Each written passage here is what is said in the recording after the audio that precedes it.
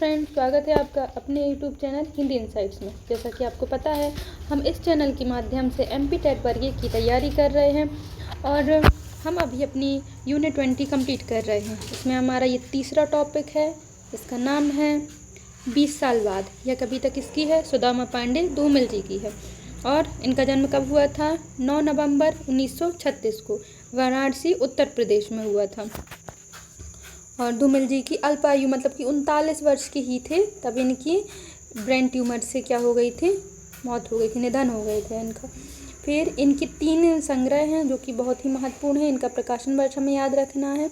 संसद से सड़क तक 1972, कल सुनना मुझे 1976, सुदामा पांडे का प्रजातंत्र 1983। ये हमको अच्छे से याद ही रखना है।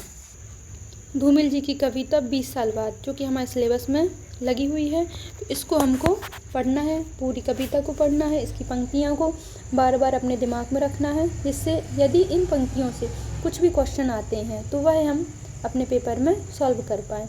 तो चलिए स्टार्ट करते हैं। 20 साल बाद जो कि हमारी किसका नाम है? हमारी कविता का नाम है 20 साल बाद। और कविता भी यहीं से प्रारंभ होती है। कहाँ से प्रारंभ होती है? 20 साल बाद से। 20 साल बाद मेरे चेहरे में बे आँखें वापस लौट आई हैं, जिनसे मैंने पहली बार जंगल देखा है। हरे रंग का एक ठोस सैलाब जिसमें पेड़ डूब गए हैं और जहां हर चेतावनी खतरे को टालने के बाद एक हरी आँख बनकर रह गई है। 20 साल बाद मैं अपने आप से एक सवाल करता हूँ, जानवर बनने के लिए कितने सब्र की ज़रूरत है?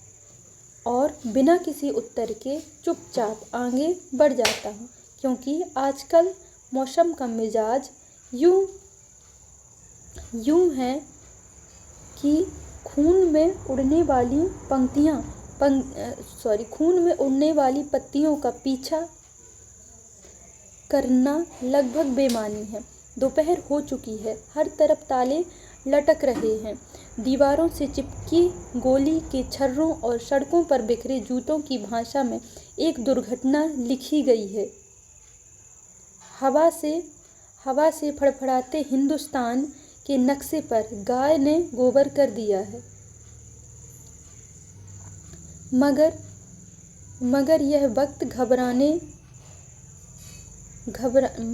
वक्त घबराए हुए लोगों की शर्म आंकने का नहीं और न यह पूछने का कि संत और सिपाही में देश का सबसे बड़ा दुर्भाग्य कौन है। आह, वापस लौटकर छूटे हुए जूतों में पैर डालने का वक्त यह नहीं है। आह, वापस लौटकर छूटे हुए जूतों में पैर डालने का वक्त यह नहीं है। 20 साल बाद और इस शरीर में सुनसान गलियों से चोरों की तरह गुजरते हुए अपने आप से सवाल करता हूँ, क्या आज़ादी सिर्फ 3 थके हुए रंगों का नाम है जिन्हें एक पहिया ढोता है? यह लाइन पूछ सकते हैं एग्जाम में कि क्या आज़ादी सिर्फ 3 थके हुए रंगों का नाम है जिन्हें एक पहिया ढोता है? तो यह किसकी है? कौन सी कविता की पंक्तियाँ हैं? 20 साल बाद। क्या इसका कोई खास मतलब होता है? और बिना किसी उत्तर के आगे बढ़ जाता हूँ चुपचाप।